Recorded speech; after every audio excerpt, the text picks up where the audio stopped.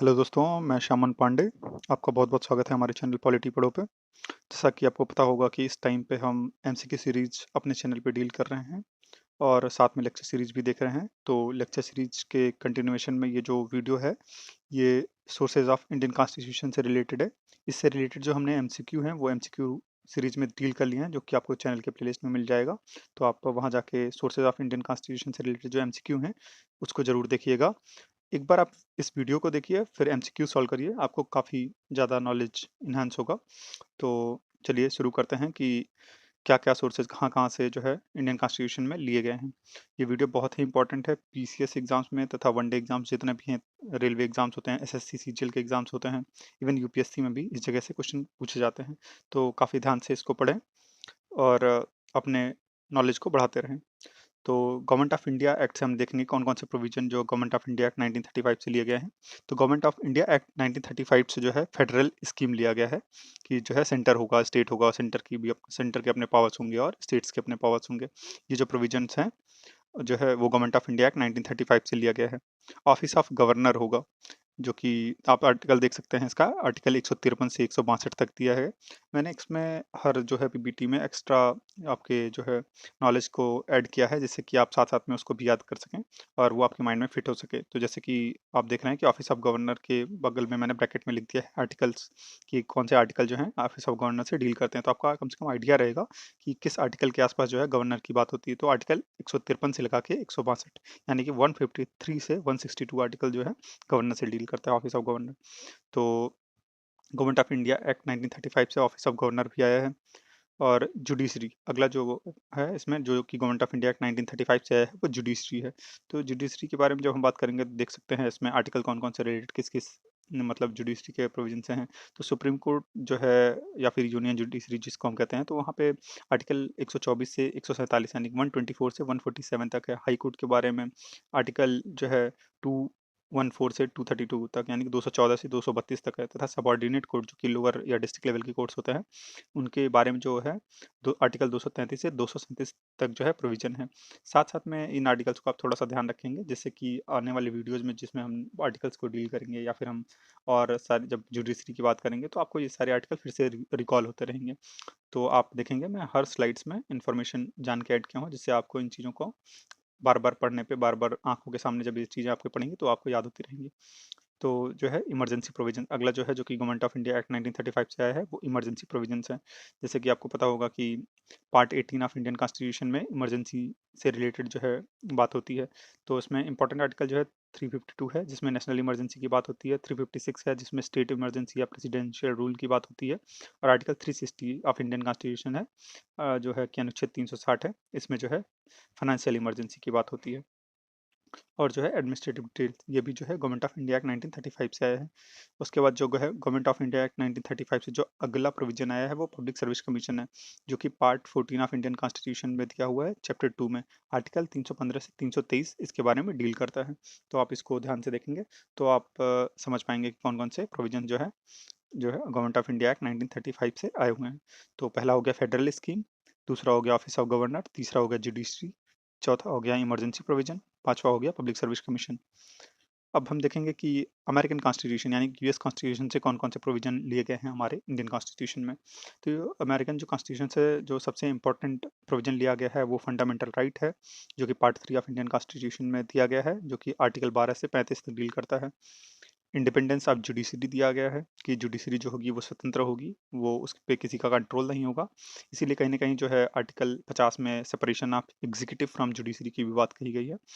और judicial review जो article 13 में है, मतलब कि अगर कोई लॉज़ हैं या फिर पार्लियामेंट किसी तरीके के लॉज़ बनाती है, जो कि कहीं न कहीं इनकंसिस्टेंट होते हैं कॉन्स्टिट्यूशन के, यानी कि कॉन्स्टिट्यूशन के विरोधाभास में होते हैं, तो जो है जो जुडिशरी होगी उसका रिव्यू रिव्यू कर सकेगी, सुप्रीम कोर्ट जो होगा उसका रिव्यू कर सकेगा।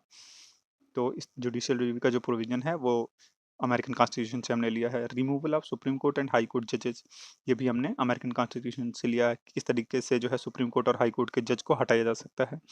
इम्पीचमेंट ऑफ प्रेसिडेंट, जो कि आर्टिकल 61 में दिया गया है, आर्टिकल 61 में जो है इंडियन कॉन्स्टिट्यूशन के दिया गया है, जिसको हम महाभियोग कहते हैं हिंदी में।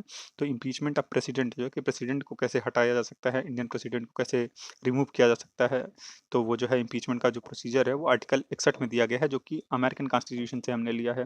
पोस्ट ऑफ वाइस प्रेसिडेंट की बात करी जाए तो आर्टिकल 63 में दिया गया है पोस्ट ऑफ वाइस प्रेसिडेंट की, हमारा जो है वाइस प्रेसिडेंट जो होगा वो आर्टिकल 63 में दिया गया है। तो प्रेसिडेंट के रिमूवल की बात और पोस्ट जो होगा वाइस प्रेसिडेंट का होगा, ये दोनों अमेरिकन कॉन्स्टिट्यूशन में से हमने लिया हुआ है। तो इस एक बार फिर से रिवाइज कर लेते हैं, अमेरिकन कॉन्स्टिट्यूशन से हमने क्या क्या लिया है। तो फंडामेंटल राइट लिया है, इंडिपेंडेंस ऑफ जुडिशरी लिया है, जुडिशियल रिव्यू लिया है, removal of supreme court and high court जजेज लिया है, इम्पीचमेंट ऑफ प्रेसिडेंट लिया है और पोस्ट ऑफ वाइस प्रेसिडेंट लिया है। अब हम देखते हैं कैनेडियन कॉन्स्टिट्यूशन में। इसके पहले मैं आपको बता दूं, आप देख रहे होंगे कि यूएस कॉन्स्टिट्यूशन से हमने जुडिशियल जो है जुडिशरी से रिलेटेड काफ़ी प्रोविजंस लिए हुए हैं। तो अगर आपको कभी गेस भी लगाने की बात आती है तो जुडिशियल प्रोविजन से रिलेटेड, तो कहीं ना कहीं आप अमेरिकन कॉन्स्टिट्यूशन पे गेस लगा सकते हैं, लेकिन आप जो है फैक्ट को याद रखें तो ज़्यादा बेहतर रहेगा। अब चलिए नेक्स्ट देते हैं हमने कैनेडियन कॉन्स्टिट्यूशन से कौन कौन से प्रोविजन लिए हैं, कनाडा से हमने क्या क्या लिया है उनके कॉन्स्टिट्यूशन से। तो कैनेडियन कॉन्स्टिट्यूशन से हमने लिया है federation with a strong centre, कि जो है हमारे सेंटर भी होगा और स्टेट होगा, बट जो होगा सेंटर स्ट्रॉन्ग होगा, स्टेट्स को भी ऑटोनॉमी रहेगी लेकिन थोड़ा सा कम, जो सेंटर का जो है थोड़ा सा कंट्रोल ज़्यादा रहेगा। तो federation with a strong centre जो हमने कैनेडियन कॉन्स्टिट्यूशन से लिया है। Wasting of residuary power in centre, की जो जैसे रेसिडुअरी पावर से मतलब तात्पर्य है कि जो 7th शेड्यूल में हमारी तीनों लिस्ट दी हैं, यूनियन लिस्ट, कंकरेंट लिस्ट और स्टेट लिस्ट, जिसको हम संघ सूची, राज्य सूची और समवर्ती सूची कहते हैं। तो उन सूची में जो जो विषय नामित हैं, जो जो विषय दिए गए हैं, उन विषय के अतिरिक्त अगर कोई नया विषय आता है या फिर उस विषय कोई विषय जो उन सूचियों में नहीं सम्मिलित है, तो उस पर कानून बनाने का जो पावर होगा वो सेंटर को होगा। तो wasting of residuary power in centre जो है वो भी हमने कैनेडियन कॉन्स्टिट्यूशन से लिया है। Appointment of state governor bye centre, तो जो सेंटर जो है स्टेट गवर्नर्स को अपॉइंट करेगा, जो स्टेट में गवर्नर होते हैं उसको सेंटर अपॉइंट करेगा। ये भी जो प्रोविजन है हमने कनाडा के कॉन्स्टिट्यूशन से लिया है। Advisory jurisdiction of supreme court, तो जो सुप्रीम कोर्ट का एडवाइजरी जुरिडिक्शन होता है कि अगर कोई उससे एडवाइस मांगता है तो एडवाइस देता है, तो एडवाइजरी जुरिडिक्शन ऑफ जो सुप्रीम कोर्ट है वो हमने कैनेडियन कॉन्स्टिट्यूशन से लिया है। आप यहाँ देख रहे होंगे कि जो सेंटर को जब स्ट्रांग बनाने की बात बोली जाए और स्टेट को थोड़ा सा कहीं ना कहीं थोड़ा सा कम पावर देने की बात हो रही है, तो आप कहीं ना कहीं कैनेडियन कॉन्स्टिट्यूशन पे उसका आंसर लगा सकते हैं, अगर आपको गेस करना, इंटेलिजेंट गेस करना हो तो। इस तरीके से छोटी छोटी बारीकियत को अगर आप पकड़ेंगे तो आप क्वेश्चन को गलत नहीं करेंगे। अगर आपको गेस भी लगाना होगा तो ये सारी छोटी छोटी जो ट्रिक्स होंगे आपको काफ़ी हेल्प करेंगे गेस करने के लिए। चलिए देखते हैं अगला प्रोविजन, जो कि वो सारे प्रोविजन जो हमने ब्रिटिश कॉन्स्टिट्यूशन से लिए हैं। तो ब्रिटिश कॉन्स्टिट्यूशन से हमने पार्लियामेंट्री गवर्नमेंट लिया है। आप ये बात ध्यान रखेंगे, चूँकि इसके पहले जब हमारे ऊपर ब्रिटिशर्स ही राज करते थे, तो ब्रिटिशर्स जो थे उन्हीं का आज कहीं न कहीं सिस्टम हमने अडॉप्ट किया है। तो पार्लियामेंट्री जो गवर्नमेंट है वो हमने ब्रिटिश कॉन्स्टिट्यूशन से अडॉप्ट किया है। और अगला जो प्रोविज़न है तो वो है रूल ऑफ लॉ, जिसके बारे में आर्टिकल 14 में काफ़ी बातें हैं। इक्वालिटी बिफोर लॉ की बात की है, इक्वल प्रोटेक्शन ऑफ लॉ की बात की गई है।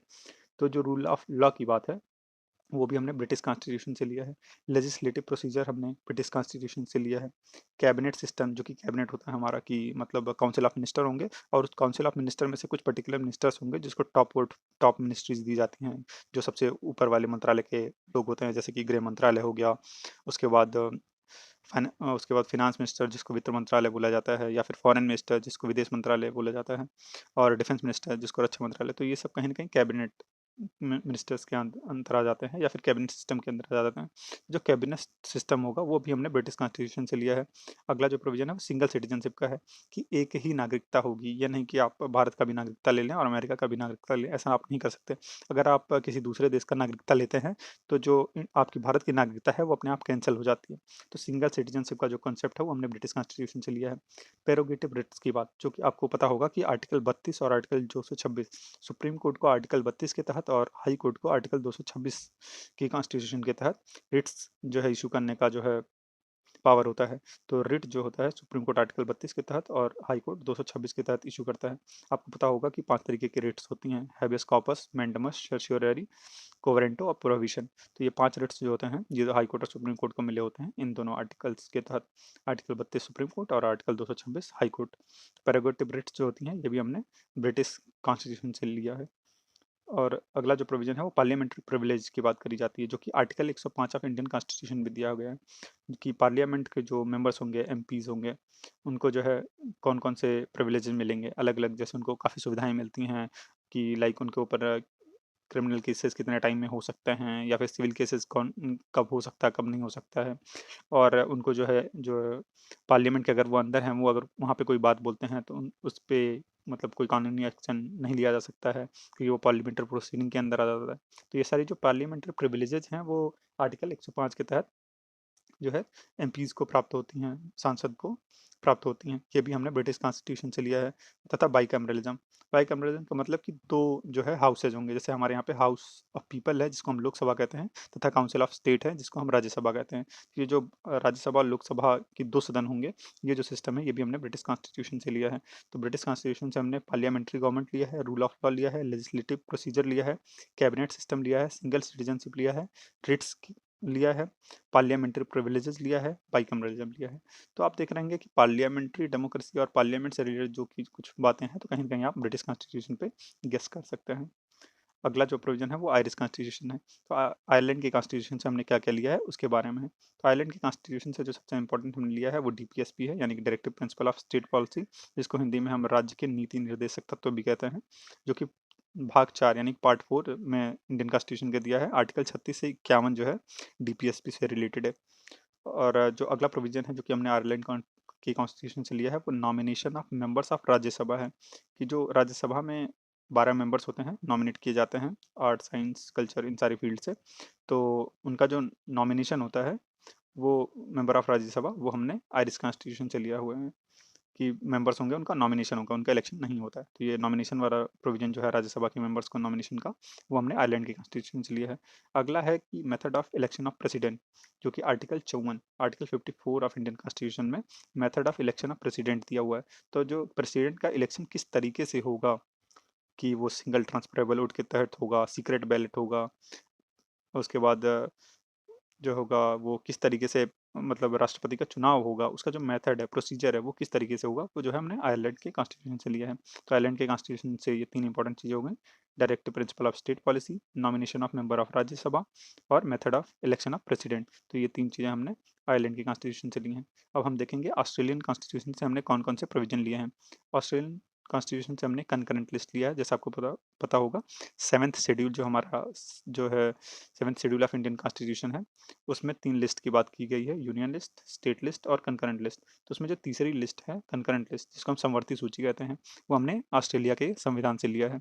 अगला जो है वो joint sitting of 2 houses of parliament है, जो कि आर्टिकल 108 अनुच्छेद 108 में दिया हुआ है, कि अगर दोनों हाउसेज जैसे लोकसभा और राज्यसभा कुछ ऐसे बिल्स होते हैं जिनको पास कराना होता है, अगर बाई चांस दोनों उस बिल पे लोकसभा ने पास तो कर दिया है, राज्यसभा में वो बिल अटक गया, या फिर किसी भी तरीके से वो बिल पास नहीं हो पा रहा है, दोनों जो है सदनों की असहमति की वजह से, तो उसके लिए जॉइंट सिटिंग बुलाई जाती है, जो कि जिसके बारे में आर्टिकल 108 में प्रोविजन दिया है। तो joint sitting of houses of parliament जो है वो ऑस्ट्रेलियन कॉन्स्टिट्यूशन से हमने लिया है। अगला जो प्रोविजन है freedom of trade, commerce and intercourse, जो कि पार्ट 13 में दिया है, आर्टिकल 301 से 307 तक। तो freedom of trade, commerce and intercourse जो है ऑस्ट्रेलियन कॉन्स्टिट्यूशन से लिया गया है। अब हम देखते हैं फ्रेंच कॉन्स्टिट्यूशन से हमने कौन-कौन से प्रोविज़न लिए हैं। तो फ्रांस के कॉन्स्टिट्यूशन से हमने जो रिपब्लिक वर्ड है वो लिया है। जैसा कि आपको पता होगा हम हमारे प्रिएम्बल में ही हमने रिपब्लिक वर्ड को यूज़ किया है, जब जैसा कि हम बोलते हैं we the people of India having solemnly resolved to constitute India into a sovereign socialist secular democratic and republic. वो जो रिपब्लिक वर्ड हमारा जो प्रिएम्बल का है वो हमने फ्रेंच कॉन्स्टिट्यूशन से लिया है।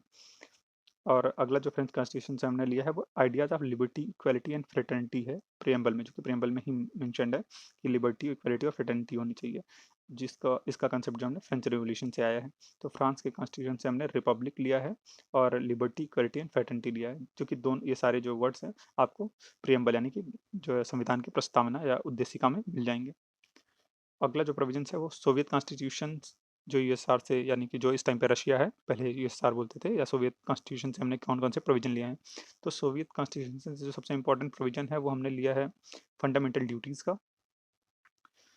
तो सोवियत कॉन्स्टिट्यूशन से हमने जो सबसे इम्पोर्टेंट प्रोविजन लिया है फंडामेंटल ड्यूटीज़ का, जो कि part 4 A of Indian constitution में दिया गया है। आर्टिकल 51 ए जो है वो बात करता है फंडामेंटल ड्यूटीज़ के बारे में इंडियन कॉन्स्टिट्यूशन का, जिसको हमने 42वें अमेंडमेंट 1900 के तहत जो है 1976 में जोड़ा था।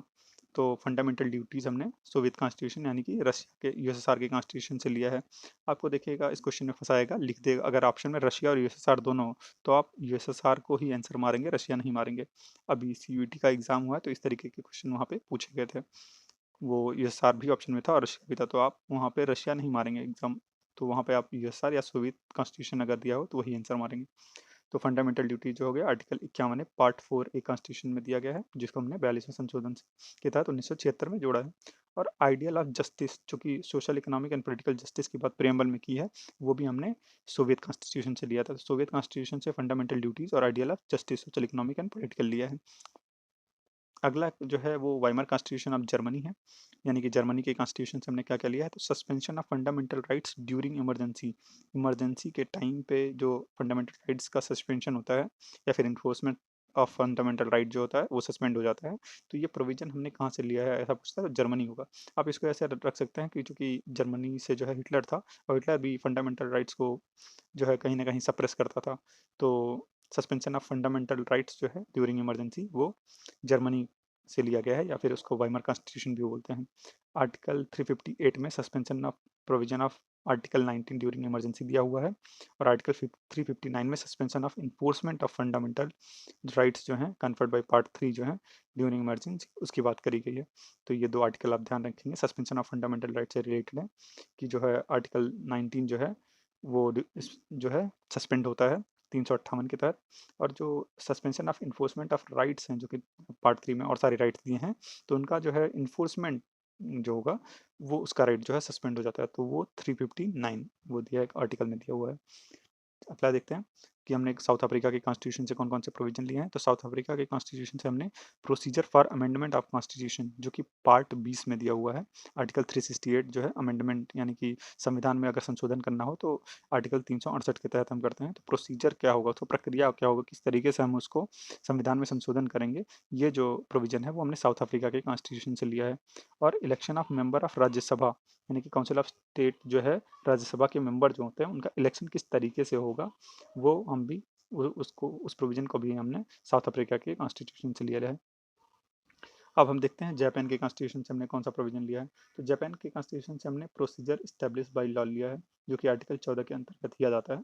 तो ये बहुत इंपॉर्टेंट है क्योंकि सिंगल प्रोविजन है, तो आप इसको याद रखेंगे कि प्रोसीजर स्टैब्लिश बाय लॉ जो है वो हमने जापान के कॉन्स्टिट्यूशन से लिया है। तो इस तरीके से सारे प्रोविजन हमारे कंप्लीट होते हैं कि कौन कौन से कॉन्स्टिट्यूशन से हमने कौन कौन सा प्रोविजन लिया है। तो आप लोग जो है चैनल पे अपना प्यार बनाए रखें, वीडियोस को लाइक करें, शेयर करें सब, तथा चैनल को सब्सक्राइब करें। और आगे से मैं लगातार और सारी वीडियो लाते रहूँगा।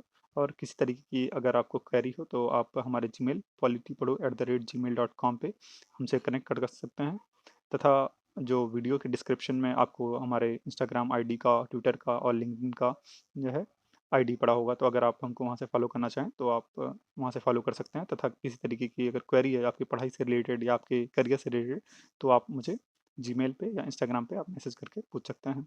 So thank you, please like the video, subscribe the channel. बहुत बहुत धन्यवाद।